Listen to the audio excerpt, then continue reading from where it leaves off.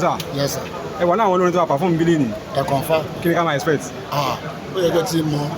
ẹ máa mọ̀ lára ara yín máa sọ fún yín wípé kí ni nǹkan ṣẹlẹ̀ PK Force and friend in concert. Opportunity ni fúnra wa láti ríra wa torí pé ìgbà táwọn àdólógún ń ṣọ́ọ̀gù la máa ń ríra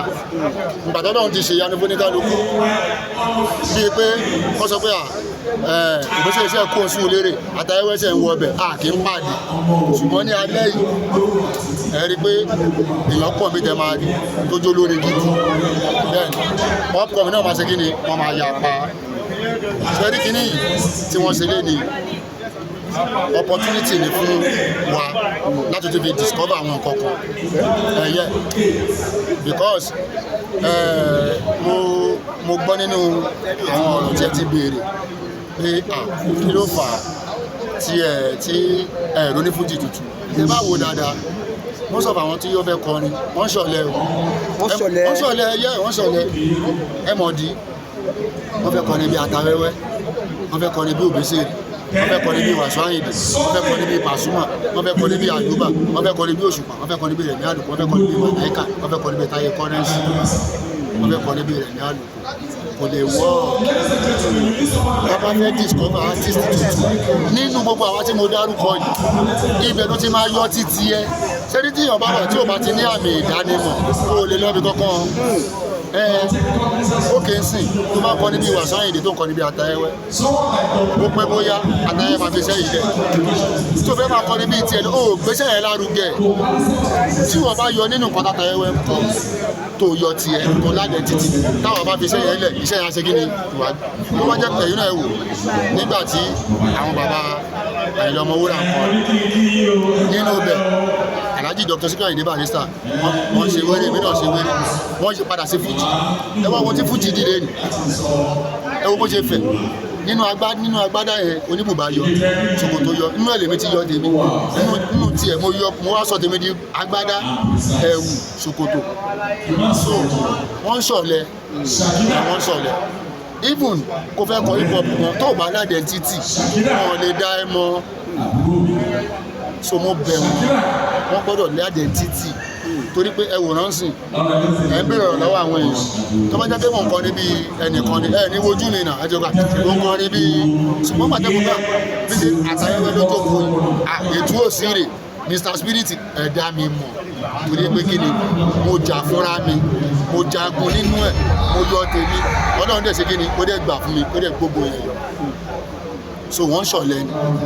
wọ́n ṣọ̀lẹ kò ṣe pé àrò ní Fuji tuntun wọ́n pọ̀ wọ́n kọrin bí ẹnìkan ní wọ́n kọrin bí èmi wọ́n kọrin bí ẹlòmíì. ọ̀rọ̀ táwọn kan sọ ni pé Fuji gbóná gan bí ká máa. lọ́dún tí wọ́n bá kọ Fuji ẹ má jà tọ́ra wa jẹ́ ẹ̀kọ́ táwọn èèyàn ń sọ̀tà ni pé ẹni tí wọ́n bá kọ Fuji yóò di babaláwo ok ẹyẹ ìwé ni bẹ́rẹ̀ dà ṣé mo lò fúnpá ṣé mo lò gbàdí irọ́ ni ó tutù wáyé sínsìn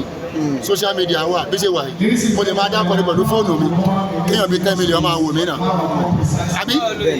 bí ṣe ń tábìlì tí bá kọrin tí wọn bá rí mi lọ́dọ̀ ojú tó lé wọn á rí mi lọ́dọ̀ tí torí pé tó bá ti gbọ́ ohùn mi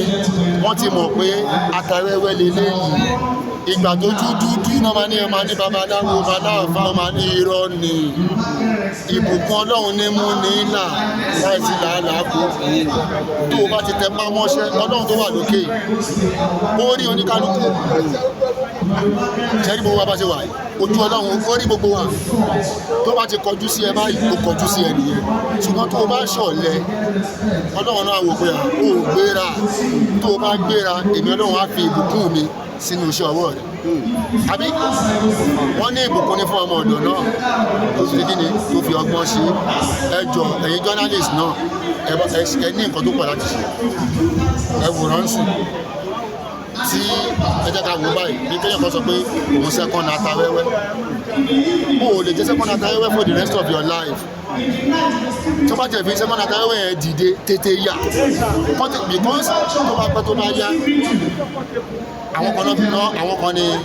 wọ́n fi ṣe ilẹ̀ fáwọn àwọn náà máa filẹ̀ fáwọn àbí ṣùgbọ́n táwọn tó fẹ́ filẹ̀ fún yẹn tí wọ́n bá jára mọ́ ó máa lé o ẹ̀yẹ ẹ̀sọ́nsìn ẹni pé táwa yìí bá fi ilẹ̀ pé àwa náà lẹ́sìn gbọ́ torí máa sùn ní bí ṣe wà ní ilé ní ìsìn mo ti ń ro orin tí máa kọ ní tuntun níbí ó kì í sí nígbà tí mi sọ pé mo jẹ́ star tí mo ń ro ní tuntun ṣé bó yẹ kí n máa rìn láti pé àná ti ṣe kò sí nǹkan tí mo kọ tán nígbà irọ́ kò rí bẹ́ẹ̀ orin ò rí bẹ́ẹ̀ ó máa wá tuntun ní títí máa fi fílẹ̀ ó gbọ́dọ̀ máa wá tuntun ní so ẹ̀yin náà ẹ bá ti rí àwọn ọmọ ẹ sọ fún wọn àwọn aṣíwájú yín náà sọ pé ẹ̀yin náà nínú nǹkan tó ń kọ ẹyọ tí yín kẹ́ ládẹ́ntítì. wọ́n tẹ̀ sọ pé ẹ̀ẹ́dẹ́sì àwọn pẹ́yìn tẹ̀sí ga ẹ̀ẹ́dẹ́sì àwọn táwọn jẹ́ kiri. bàbá mo fi ọlọ́run tó láyé tó lọ́run mo fi ṣe ẹ̀ kò sí ọmọ tó fẹ́ tí mo rí pọ́npọ́n tó fẹ́ ga tó déwájú mi tí mi ò pọ́n lé ọlọ́run ẹ bá lọ wo péjì ẹ lọ wo gbogbo social media handle mi ẹ rí i pé kò sí ọmọ tó máa wá sọ́dọ̀ mi máa gbé báyìí kìíní fún báyìí ní kó gbà torí pé tó bá jẹ́ pé èèyàn méjì mẹ́ta lórí láti ibẹ̀ yẹn ó ti ń ṣe kí ni ó ti ń lọ ni mi lè máa dárúkọ ṣùgbọ́n tẹ́yìn nǹkan kan bá lọ sí social media nínú nǹkan mo ìṣe kan fọ́mọ kékeré kan tí ọmọ yẹn ń tẹ̀lé ṣáńkó ránṣẹ́ Agbawo ẹ lọ wo nǹkan tí mo ṣe almost èèyàn 1 million ló ti wò ó náà ṣé kí ni mo ti fẹ́ ṣe fún yìí àbí kí ló ń pè léyàn ọ̀hún tó máa ń bá fẹ́ ṣe rẹ́kọ̀dù sí tó bá fẹ́ wọ studio tó bá pè máa lọ bẹ̀ máa kọrin sí torí pé kó dìbò tó bá dìde yẹn ìrọ̀rùn ń dé bẹ́ àwa náà ni so ìtẹ́yìn kan bá sọ pé tèmi lèmi ń sọ mi ò mọ tẹlòmí o mo dẹ̀ mọ̀ pé gbogbo àwa tá a wà lókè kò sẹ́ tó kojú pààyàn rẹ̀ nù wá torí pé a mọ̀ pé táwa bá ṣe nǹkan ìfáwọn ẹni a máa padà jìyà yẹn lọ́la so bóyá àsìkò tẹ́lómi dẹ̀ lọ bá yàn bóyá ó ní nǹkan tẹ́ni yẹn náà ń rán lásìkò yẹn ni kò ṣe jẹ́ kó respond dáadáa so pé èèyàn kan wá bá mi mú mi ọlọ́run tó bá dàbí irọ́ lẹ́yìn bá ní ọkọ̀ èèyàn mú wá kódà bàbá láàrin ìgbà tí àtọ̀ náà ẹ wo every Sunday school ẹ wá wo yàtì tó máa wá bẹ̀ ọmọ náà máa ń kọ́ níbẹ̀ náà.